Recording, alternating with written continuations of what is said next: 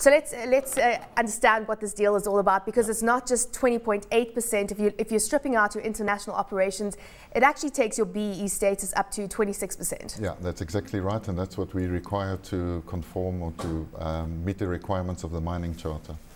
So that's obviously a key reason behind this BEE deal right now. Yes, it is. We need to convert our mining rights. I was talking earlier today to investors. Not many people realize how much mining happens in PPC. We added it up for last year, 20 million tonne of mining in 10 locations. So mining is a very important part of our business. We, in 2009, with the first deal that you referred to, we applied for the conversion of mining licenses, but to get them converted, we have to comply with the requirements in 2014, 26%, and that we have now done with this transaction. In terms of financing of the transaction, because the new shares will be issued, 1.1 billion rand is the amount of the deal. Give us the underlying financial structure of the deal. Yeah, the way the deal works, it's called notional vendor financing, but basically PPC is making a notional loan to the participants, and the main participants in this transaction are our employees. So of that 1.1 billion, some 730 million will be going towards our employees. And the payback period for that? 7 years. 7 years, okay. So during the 7 years, we withhold their dividends to pay off this notional loan. They receive some dividends, 20% of normal, and after 7 years, there's a financial reckoning that takes place. And depending how the company has performed, how the share price has performed, they can earn more or less the number that I've quoted, but they could earn more.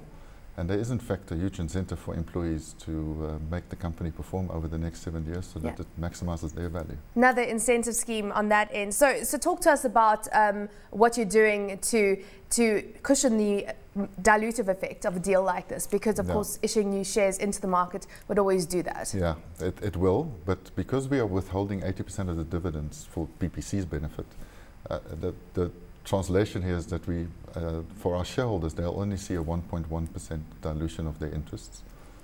So it's 6.5% times 20% is. And of course, you have been selling, cancelling some of those treasury shares as well. Yeah, we've done all sorts of things. So this was really an opportunity to clean up some of the treasury shares that we bought in 2009.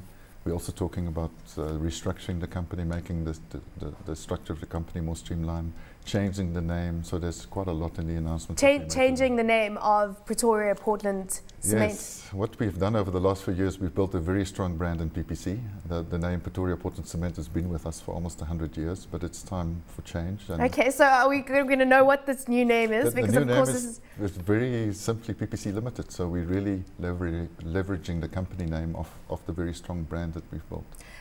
Just obviously an opportunity also to take a look at what's taking place in the industry right now. Last time I saw you, it was during your interim results. You mentioned the fact that, of course, because you've got a premium pricing strategy, you haven't benefited from the fact that sales have actually been increasing because people have been able to undercut you in the market. How's the company performing right now? It's going very nicely, thank you very much. The cement demand is increasing slowly. For the year to date, we're about 7% up against last year. That's nice. And on the market share, marketing issues, we're slowly but surely clawing our way back. So it's steady as she goes, but slowly but surely getting better every day. What are you seeing on the ground? Is there more construction coming through in any spaces in particular right now? Yeah, rural demand is still very strong. We still think that some of the social grants that we're seeing are finding their way into building projects. But more and more we're seeing second-tier construction activities. The roads that start with an R rather than with an N. Schools, clinics coming off the ground. So there is a bit more activity on the ground. In terms of the horizon, the point in time where we're going to really start seeing the construction industry back to the levels before, before we saw this massive trough, when would that be? Do you have any sense as to when the tide will turn finally? There are two things that need to happen. First of all, the big projects that we're talking about from government, the infrastructure spend needs to come off. And we're more and more hopeful as time goes by that will happen. Secondly, consumer confidence needs to come back, so we need to see the residential market picking up again.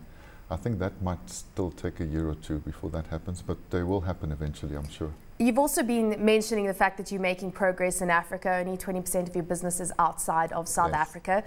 Where are you putting money into to grow your business? Because Botswana has been a problem for you. Mozambique fell back. So how are you growing the African part of the business? Yeah, we're looking at a number of African countries, between Ethiopia and South Africa, a whole host of projects going on. And we've been telling shareholders to be patient. I hope that I can reward them in the near future. And I hope you can reward me in the near future, because of course I've also been asking this question for some time. Thank you so much for joining us, and we look forward to hearing about those expansion plans. Paul Stuiver, CEO of PPC.